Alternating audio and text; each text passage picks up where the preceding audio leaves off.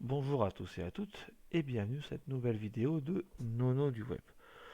Aujourd'hui, ça fait déjà un mois que j'ai pas fait de vidéo parce que j'ai été un peu malade, il y a eu les vacances et j'ai fait des vidéos d'abord qui ont été dédiées pour déployer une application. J'avais déjà fait une première vidéo sur du HTML, j'avais coupé entre deux autres vidéos et là, on va finir notre vidéo sur l'HTML avec les dernières balises je vous avais dit sur l'autre vidéo. Donc je vous montrerai bien sûr le premier code de l'autre vidéo et là on va poursuivre le code. Alors pour l'instant on ne fait pas de CSS, ça veut dire que c'est vraiment du code qui va au fur et à mesure sans vraiment mettre en forme ce qu'on fait. Donc la dernière fois on avait fait des balises H1 jusqu'à H5, la balise P, la liste UL LI avec OL. Et aujourd'hui on va introduire la balise image. Donc j'ai rajouté un petit ballon de foot pour rajouter une image, une balise image. On va faire un petit formulaire avec un nom, un password, avec des inputs de type texte. On va faire un test pour un message. On va faire un input de type checkbox, un petit bouton envoyé, qui ne fera bien sûr rien, mais c'est pour vous montrer toutes les balises en HTML qui existent. Et on fera un petit tableau pour finir. Et on aura vu vraiment, je pense, tout ce qui est important en balise, en savoir dans du HTML. Donc on va commencer, on va se mettre ici, balise image IMG, SRC pour source, savoir vraiment où elle doit prendre sa source. Donc nous on va mettre ballon de foot.png et nous le met en plus gentil. Regardez, ça commence déjà à s'afficher sur le côté. On va mettre un alt parce que c'est important pour le référencement d'avoir un alt, donc on va mettre ballon. On peut aussi mettre, normalement c'est en anglais, on peut mettre foot, on peut mettre ce qu'on a envie. Et pour pas qu'elle soit très grosse, on fait ça, le with, on le met dans le CSS. Je vais mettre un petit 8 de 200 px pour qu'on ait l'image un peu moins grosse quand on va travailler. Et on ferme la balise. Celle-là, c'est pas image, hop, c'est elle. On peut auto-fermer cette balise. Et voilà, vous avez. Alors, on peut très bien. Là, j'ai mis un source avec quelque chose que j'ai dans le truc, ici, que j'ai dans mon dossier. On peut très bien aller chercher une image de n'importe où sur Internet en mettant juste dans source l'adresse de l'image qui est sur Internet. Et on peut vraiment faire tout ce qu'on veut avec cette balise là. Donc c'est la balise image. Après cette balise image, je vous avez dit, on va faire une sorte de petit formulaire. Donc pour faire un formulaire, il faut d'abord rentrer dans la balise forme, formulaire, bien sûr. Et dedans, on va rajouter des inputs. Alors on va mettre des BR. C'est une pratique qui ne se fait pas du tout de mettre des BR. C'est pour espacer un peu ce qu'on va faire. On ne met pas de BR, c'est une mauvaise pratique. Normalement, on le fait surtout avec du CSS pour séparer nos textes, séparer nos différentes sections, avec du margin et du padding. Là, on fait du BR, parce on n'utilise pas le CSS pour cette vidéo. Donc, dans cette balise forme, pour formulaire, on va mettre tout ce qu'il y a besoin dans notre formulaire. Donc, on va faire un input. Donc, tout simplement, un input de type texte, pour commencer. Là, on va pouvoir écrire dedans. Donc, un input de type texte. On va lui mettre un placeholder, c'est ce qui est marqué dedans pour vous dire ce qu'il y a dedans. Donc là, on va mettre nom par exemple, on va mettre email pour faire une sorte de login. Un email, et on peut lui mettre name, donc là on l'appelle email, et on pourra voir après qu'on peut lui mettre un ID, ce qui va nous permettre de le mettre en forme au niveau un ID, une classe, pour le mettre en forme en CSS. Donc on le ferme, voilà, et on a bien ici. On peut agrandir un tout petit peu. Voilà, on a bien notre balise image qui est notre balise input qui a fait un input email. Alors la convention, c'est avant de mettre un input, on met un label pour spécifier à l'utilisateur. On lui spécifie ce qu'est notre input. Donc là, on peut mettre email. Ça, c'est par convention. Et ça, il faut absolument le faire. C'est très important de mettre comme ça. C'est pour les utilisateurs. C'est pour qu'il puisse savoir vraiment, parce que c'est pas en regardant le placeholder, ce qu'il y a dedans, qu'on voit vraiment de quoi est fait notre input. Donc c'est très important de le mettre pour l'utilisateur. Donc on va prendre notre petit label ici. Hop, on va faire CTRL-C. On va le copier. On va lui mettre un BR entre les deux pour le mettre à la ligne, ça sera quand même plus joli. Voilà. Et là, du coup, on va mettre un password. Comme si on faisait un login, en fait. Un sorte de petit password. Et là, je vais le mettre en type password. Alors, ce qui va changer, je vais vous le montrer de suite. C'est que ici, on pourra écrire nono@gmail.com. Mais ici, on peut en mettre ce qu'on veut. C'est caché comme un password. Donc, c'est protégé. Comme quand vous tapez votre mot de passe. Donc ici, le placeholder, on va mettre password. Et ici, on mettra password aussi. Et voilà, on a donc pour l'instant notre input, nos deux inputs, un input texte et un input password. À quel on va rajouter un texte? On pourrait rajouter un texte pour pouvoir écrire dedans. Donc là, ce n'est plus un input. Ce n'est plus un input. C'est un text area. Donc c'est pareil, au text area, on va pouvoir lui mettre ce qu'on veut. Donc on va pouvoir mettre que c'est un type texte. Pareil. Pouvoir écrire dedans. Un name. On peut lui mettre description. Desk par exemple. On peut lui mettre un placeholder. Exactement comme les autres. Un placeholder avec, je sais pas, n'importe quoi. Bonjour. Ou entrez votre message. Entrez votre message. Voilà, on va mettre à jour. Entrez votre message. On va mettre un petit BR. On n'a pas mis de label.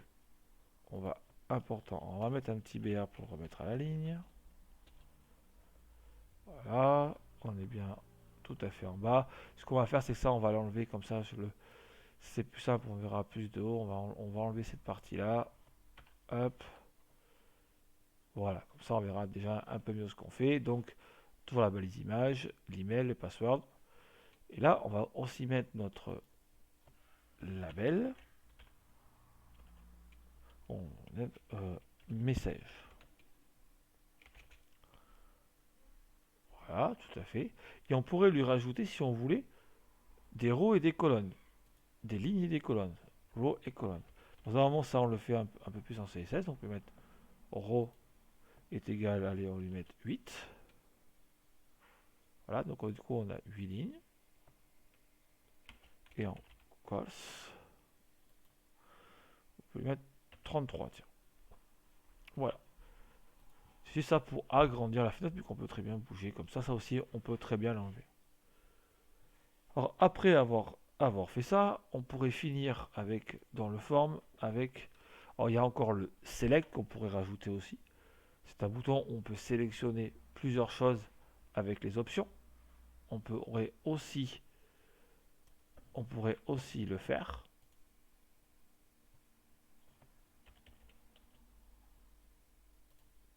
Mais on va faire tiens, un input. Mais on va faire un input de type checkbox. Hop, je l'ai mal écrit. De type checkbox. Hop. Hop, le code a bugué. Voilà. Et là, ça permet de cliquer dessus, de type checkbox. On va lui mettre un petit label aussi. Hop. Hop, on pourrait mettre oui, par exemple. Coucher oui. Et voilà. Alors, pourtant, l'importance du label, c'est si on mettait rien, on aurait une checkbox vide. C'est important, très important le label. On pourrait la copier, CTRL-C, CTRL-V et lui mettre à côté non par exemple. Voilà pour ça.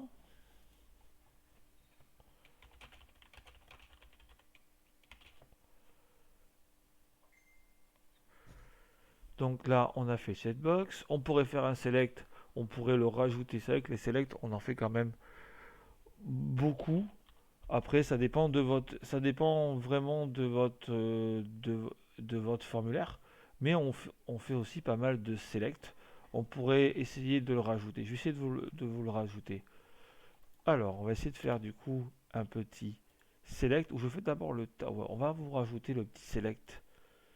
En plus, qui va pas durer très longtemps. Alors, le select, eh bien, tout simplement, on va faire un petit BR d'abord. Hop. Et on va rajouter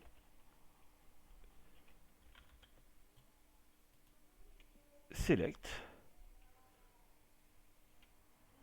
Hop. Et on va mettre des options. Alors, select, on pourrait mettre n'importe quoi dedans. On pourrait mettre sélectionne un fruit.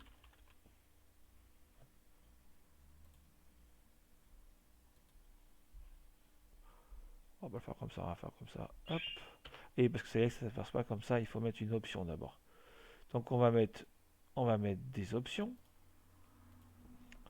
Donc, option, on va mettre l'option numéro 1, on va mettre sélectionne un fruit. Voilà. Et on va aller copier-coller. Hop, V, V, V. Et dessous, on pourrait mettre fraise, pêche, orange. Hop. Et ce qui nous permet de pouvoir sélectionner fraise, pêche et orange. Ça peut être sympa pour un formulaire où il y a besoin de plus de choix et c'est vous qui imposez les choix. Donc c'est bien de mettre le choix que vous voulez vous. Donc fraise, pêche, orange, on pourrait mettre n'importe quoi. On pourrait aussi faire un disable, ce qui permet de ne pas pouvoir revenir dessus. On peut mettre pêche, orange, mais quand vous allez cliquer dessus, on ne peut pas revenir, on peut pas faire un sélectionner un fruit. Et c'est mieux comme ça. Voilà, on ne peut pas revenir dessus. Bon, on pourrait mettre juste fruit par exemple, sélectionner. On peut mettre fruit. Hop, et voilà, on sélectionne notre fruit. On peut aussi l'enlever. Hop, et on pourra du coup recliquer dessus quand on veut. Donc voilà pour ça. Et donc on va sortir. Et non, il manque un dernier truc que je voulais vous montrer. Le bouton. Quand on veut envoyer un formulaire, on peut envoyer aussi. On peut très bien l'envoyer avec un bouton. Tout simple. Bouton de type. Plusieurs types. On peut mettre le type submit qui permet d'envoyer un formulaire. Hop, et là on met envoyer. Et on a notre bouton de type submit pour envoyer notre formulaire quand notre formulaire est fini. Voilà, donc je pense que c'est tout ce qu'on trouve plus dans un formulaire, des inputs de type texte, password, un texte area pour écrire, des checkbox et un select et un bouton. Et pour finir cette jolie vidéo, on va faire un petit tableau. Donc, on prend table et dedans, on va créer notre tableau déjà avec ce qu'on veut mettre au-dessus. Voilà, on va mettre, je sais pas moi, là on va mettre mois et date, on pourrait mettre n'importe quoi pour avoir nos colonnes en fait. Donc là on va faire la balise TR et dedans nous avons la balise TH où on va mettre ce qu'on veut. Donc là on va mettre mois par exemple, C et V, on va mettre date.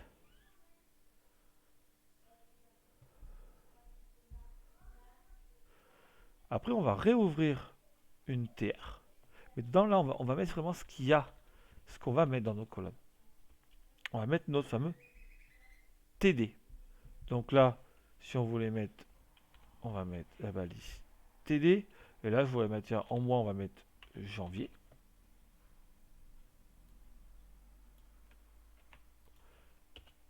Et en date, je peux mettre le 10 0 10-01 2022.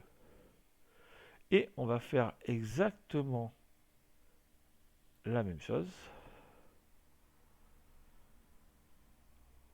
Exactement la même chose ici.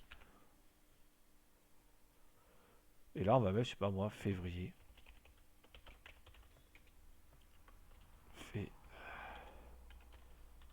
Février. Et on peut mettre 10 de 2022. Et là, nous allons créer un tableau avec ici les colonnes. Et après, on remplit. Les ici, on a mis 2 colonnes. On met 2 TD pour remplir nos colonnes à chaque fois avec des TR. Des balises TR entourées à chaque fois. Et au début, pour les colonnes, c'est TH. Et pour remplir, après, c'est TD. Voilà tout simplement comment on fait un tableau. Alors, je pense qu'en HTML, j'ai fait le tour. Voilà, je crois qu'on a fait le tour sur ces 2 vidéos. Donc aujourd'hui, on a rajouté la balise image. On a fait un form pour un formulaire en rajoutant les types input de type texte, input de type password. On a rajouté aussi les textes area pour écrire un message dedans. On pourrait même faire ça, document mise en forme. Voilà, on y verrait déjà un peu mieux.